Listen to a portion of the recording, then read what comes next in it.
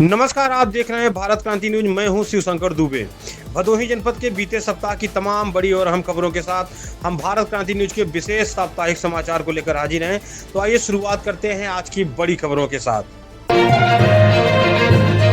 भदोही जिले के कोयरौना थाना क्षेत्र के गोपालपुर उपरवार गांव में हत्या के प्रयास का एक सनसनीखेज मामला सामने आया है। पीड़ित प्रभाशंकर दुबे ने आरोप लगाया है कि बृहस्पतिवार रात वह घर के बाहर सो रहे थे, तभी 4 लोग उन्हें जबरन उठाकर पास की गौशाला में ले गए। वहां उनकी बेरहमी से पिटाई की गई, हाथ पैर रस्सी से बांध दिए गए और मुंह में पॉलीथीन ठूस गई। इतना ही नहीं, आरोप है कि हमलावरों ने रस्सी से उनका गला भी कस दिया और उन्हें मृत समझकर मौके पर ही छोड़कर फरार हो गए। शुक्रवार सुबह टहलने निकले एक किशोर ने कराहने की आवाज़ सुनी और पुलिस को सूचना दी। मौके पर पहुंची डायल 112 टीम ने युवक को मुक्त कराया और इलाज के लिए अस्पताल पहुंचाया। पीड़ित ने अपनी पत्नी, ससुराल पक्ष के लोगों और अन्य आरोपियों पर हत्या की कोशिश का आरोप लगाया है। बताया जा रहा है कि रुपए के लेन देन और पारिवारिक विवाद को लेकर पहले से ही तनाव चल रहा था। पुलिस अधीक्षक अभिनव त्यागी के अनुसार 4 आरोपियों के खिलाफ मुकदमा दर्ज कर लिया गया है और उनकी गिरफ्तारी के लिए दबिश दी जा रही है। क्या यह सिर्फ आपसी रंजिश का मामला है या इसके पीछे कोई और भी बड़ी साजिश है? पुलिस हर पहलू की जांच में जुटी हुई है।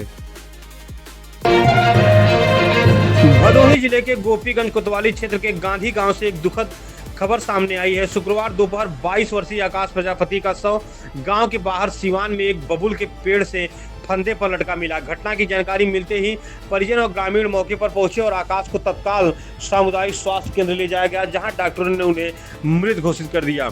मृतक आकाश प्रजापति सूरत में पेंटिंग का काम करता था और मात्र 5 दिन पहले अपने घर लौटा था। वह 4 भाइयों में सबसे बड़ा था।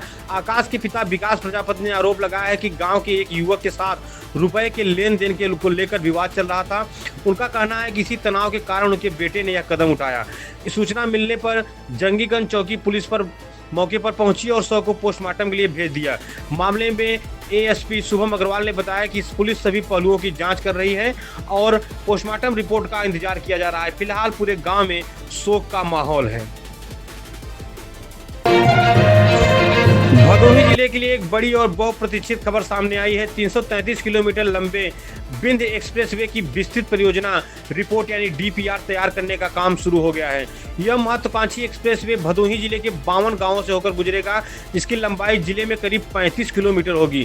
खास बात यह है कि यह 6 लेन एक्सप्रेसवे होगा, जिसे भविष्य में 8 लेन तक विस्तारित किया जा सकेगा। विंध्य एक्सप्रेसवे प्रयागराज, भदोही, मिर्जापुर, चंदौली और सोनभद्र को जोड़ते हुए छत्तीसगढ़ सीमा तक पहुंचेगा। यह परियोजना गंगा एक्सप्रेसवे से भी जुड़कर पूर्वांचल को देश के बड़े शहरों से हाई स्पीड कनेक्टिविटी प्रदान करेगा। यूपीडा यानी उत्तर प्रदेश एक्सप्रेसवे औद्योगिक विकास प्राधिकरण ने प्रशासन से गांव और भूमि संबंधी रिपोर्ट मांगी है। सर्वे और मिट्टी परीक्षण के बाद अधिकांश कार्य पूरा हो चुका है। विशेषज्ञों का मानना है कि इस एक्सप्रेसवे के निर्माण से पूर्वी उत्तर प्रदेश में व्यापार, पर्यटन, उद्योग और लॉजिस्टिक को नई गति मिलेगी। वहीं रोजगार के अवसर भी बढ़ेंगे। भदोही के विकास की दिशा में यह परियोजना एक बड़ा मील का पत्थर साबित हो सकती है। अगली खबर, शुक्रवार को फंदे से लटके 100 मिलने की 2 अलग अलग घटनाओं ने सनसनीखेज फैला दी। पहला मामला जमालापुर थाना क्षेत्र के गोविंदपुर गांव का है, जहां ससुराल आए 35 वर्षीय प्रकाश पटेल का शव कमरे में फंदे से लटका मिला। प्रकाश अपनी पत्नी और बच्चों से मिलने ससुराल आया था। परिजनों ने हत्या कर शव को फंदे से लटकाने का आरोप लगाया है। पुलिस ने शव को पोस्टमार्टम के लिए भेजकर जांच शुरू कर दी है। वहीं दूसरा मामला लालगंज बाजार का है, जहां 26 वर्षीय धनंजय उर्फ सोनू का शव घर के कमरे में फंदे से लटका मिला। घटना के समय उसकी पत्नी मायके थी। पत्नी ने आरोप लगाया है कि दोस्तों ने हत्या कर शव को फंदे से लटका दिया। पुलिस और फॉरेंसिक टीम ने मौके की जांच की है। इधर जिले में पिछले 1 सप्ताह के दौरान जहर खाने और फंदे से लटकने की घटनाओं में लगातार बढ़ोतरी देखी जा रही है। विशेषज्ञों का मानना है कि पारिवारिक विवाद, मानसिक तनाव और मौसम की परिस्थितियां भी इसके पीछे कारण हो सकती हैं। फिलहाल दोनों मामलों में पुलिस जांच कर रही है और आगे की रिपोर्ट का इंतजार किया जा रहा है। मिर्जापुर में 2 सनसनीखेज मामलों ने पुलिस की चिंता बढ़ा दी है। पहला मामला मड़िहान थाना क्षेत्र के गढ़वा ग्राम पंचायत के सिंहवान जंगल का है, जहां झाड़ियों में एक अज्ञात महिला का शव मिलने के बाद पुलिस उसकी पहचान में जुटी हुई है। महिला ने काले रंग का बुर्का और नाइटी पहन रखी थी। शव मिलने के बाद हत्या की आशंका जताई जा रही है। महिला की पहचान के लिए पुलिस की 5 टीमें मिर्जापुर और सोनभद्र के गांव में जाकर छानबीन कर रही हैं। प्रधानों और स्थानीय लोगों की मदद से शिनाख्त का प्रयास किया जा रहा है, लेकिन अभी तक कोई सफलता नहीं मिली है।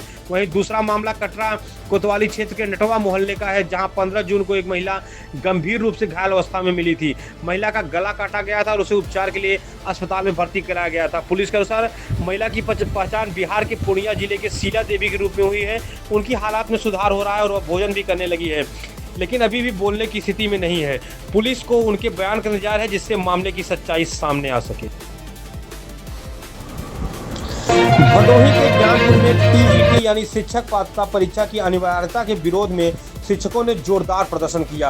राष्ट्रीय शैक्षिक महासंघ के बैनर तले बड़ी संख्या में शिक्षक कलेक्ट्रेट पहुंचे और अपनी मांगों को लेकर आवाज बुलंद की। शिक्षकों का कहना है कि वर्ष 2010 से पहले नियुक्त शिक्षकों पर टीईटी की अनिवार्यता लागू करना अन्यायपूर्ण है। उनका तर्क है कि उनकी नियुक्तियां उस समय के नियमों के अनुसार पूरी तरह वैध थी और बाद में बने नियम उन पर लागू नहीं होते। प्रदर्शन के दौरान प्रधानमंत्री, केंद्रीय शिक्षा मंत्री और मुख्यमंत्री को संबोधित ज्ञापन जिलाधिकारी को सौंपा गया। शिक्षकों ने मांग की कि 23 अगस्त 2010 से पहले देश भर में और 27 जुलाई 2011 से पहले उत्तर प्रदेश में नियुक्त सभी शिक्षकों को टीईटी की अनिवार्यता से अस्थायी रूप से छूट दिया जाए।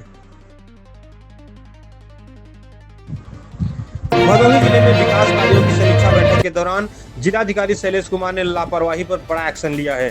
कलेक्ट्रेट सभागार में आयोजित समीक्षा बैठक में विभिन्न विभागों की प्रगति की जांच की गई। फैमिली आईडी निर्माण में अपेक्षित सुधार और प्रगति नहीं मिलने पर जिले के सभी 6 विकासखंड अधिकारियों यानी बीडीओ का वेतन रोकने के निर्देश दिए गए हैं। इतना ही नहीं, मुख्यमंत्री युवा उद्यमी विकास अभियान के तहत ऋण स्वीकृति और वितरण की खराब स्थिति पर उद्योग विभाग के महाप्रबंधन का वेतन भी रोक दिया गया।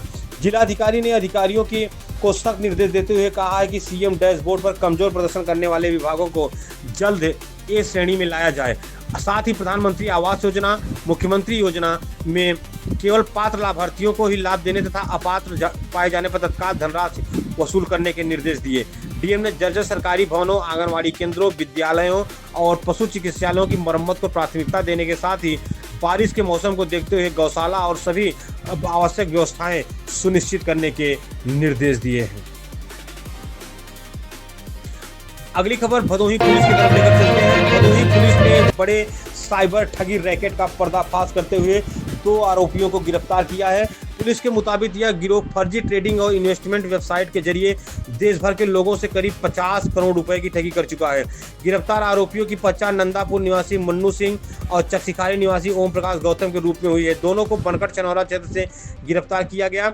पुलिस जांच में सामने आया है कि यह गिरोह फर्जी कंपनियां बनाकर और म्यूल बैंक खातों का इस्तेमाल कर ठगी की रकम को इधर उधर ट्रांसफर करता था। आरोपियों के पास से mobile phone, SIM card, ATM card, passbook, cheque book, फर्जी आधार कार्ड और अन्य महत्वपूर्ण दस्तावेज बरामद किए गए हैं। सबसे चौंकाने वाली बात यह है कि इस मामले के तार बिहार के चर्चित 32 करोड़ रुपए के ANSI घोटाले से भी जुड़े बताए जा रहे हैं, जिसकी जांच प्रवर्तन निर्देशालय यानी ईडी कर रही है। पुलिस के अनुसार गिरोह FISD TRO के नाम की फर्जी ट्रेडिंग वेबसाइट चलाता था और व्हाट्सएप और टेलीग्राम के माध्यम से लोगों को कम समय में ज़्यादा मुनाफा कमाने का लालच देकर अपने जाल में फंसाता था। देश के विभिन्न राज्यों से इन खातों के खिलाफ 100 से अधिक साइबर शिकायतें दर्ज हो चुकी हैं। फिलहाल पुलिस ने 30 लाख रुपए से अधिक की रकम फ्रीज कराई है और गिरोह के 4 अन्य फरार सदस्यों की तलाश जारी है। भदोही पुलिस की यह कार्रवाई साइबर अपराध के खिलाफ एक बड़ी सफलता मानी जा रही है। भदोही जिले के कोतवाली क्षेत्र के किरणपुर चकमंदाता गांव में पति पत्नी के एक ही साड़ी के फंदे से लटकने की दर्दनाक घटना अब भी रहस्य बनी हुई है।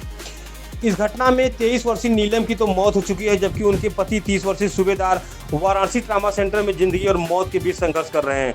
पुलिस के अनुसार दोनों ने मंगलवार सुबह अपने कमरे में एक ही साड़ी का फंदा बनाकर यह कदम उठाया था, लेकिन आखिर इसकी वजह क्या थी, इसका जवाब अभी तक नहीं मिल पाया है। मृतका नीलम के पिता और सूबेदार के परिजनों ने किसी पर कोई आरोप नहीं लगाया है। दोनों परिवार फिलहाल चुप्पी साधे हुए हैं। वहीं गांव के कुछ लोगों का कहना है कि घटना से पहले पति पत्नी के बीच किसी बात को लेकर विवाद हुआ था। हालांकि पुलिस ने अभी तक इस संबंध में किसी भी जानकारी की आधिकारिक पुष्टि नहीं की है। पुलिस अब सूबेदार के मोबाइल फोन से सुराग तलाशने की कोशिश कर रही है, लेकिन अभी तक कोई सुराग नहीं मिल पाया है। हालांकि पुलिस ने अभी तक इस संबंध में किसी जानकारी की पुष्टि नहीं की है। अपर पुलिस अधीक्षक शुभम अग्रवाल का कहना है कि मामले के हर पहलू की जांच की जा रही है और सच्चाई सामने लाने के लिए पुलिस लगातार प्रयास कर रही है। इस दर्दनाक घटना ने पूरे इलाके को झकझोर कर रख दिया है।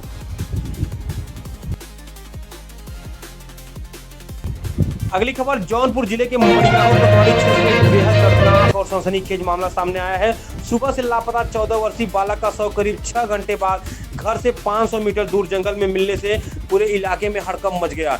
पिपरा गांव निवासी आरुष यादव शुक्रवार सुबह घर से निकला था, लेकिन वापस नहीं लौटा। परिजन उसकी तलाश में जुटे थे। शाम करीब 4 बजे गाँव के पास बधे के किनारे जंगल में एक किशोर का शव मिलने की सूचना मिली। मौके पर पहुंचे ग्रामीणों के शव की पहचान आरुष यादव के रूप में की। पुलिस के अनुसार शव पर कई जगह चोट के निशान पाए गए, जिससे मामला संदिग्ध बन गया है। घटनास्थल से पुलिस को एक माचिस और बीड़ी का बंडल भी बरामद हुआ है। परिजनों ने हत्या कर शव की फेंकने की आशंका जताई है एवं दोषियों के खिलाफ कार्रवाई की मांग की है। पुलिस अधीक्षक कुंवर अनुपम सिंह ने बताया कि मामले की गंभीरता को देखते हुए वीडियोग्राफी और डॉक्टरों के पैनलों की निगरानी में पोस्टमार्टम कराया जाएगा। रिपोर्ट आने के बाद आगे की कार्रवाई की जा रही है। बताया जा रहा है कि इकलौते बेटे की मौत से परिवार में मातम पसरा है और मां का रो रो कर बुरा हाल है। फिलहाल देखिए उन लोगों के साथ क्या न्याय होता है, यह प्रशासन पर निर्भर है। इन सभी खबरों पर फिलहाल इतना ही। जुड़े रहिए सच्ची, निष्पक्ष और जल्दी खबरों के लिए भारत क्रांति न्यूज से। मैं शिवशंकर दुबे। देखते रहिए भारत क्रांति न्यूज। धन्यवाद।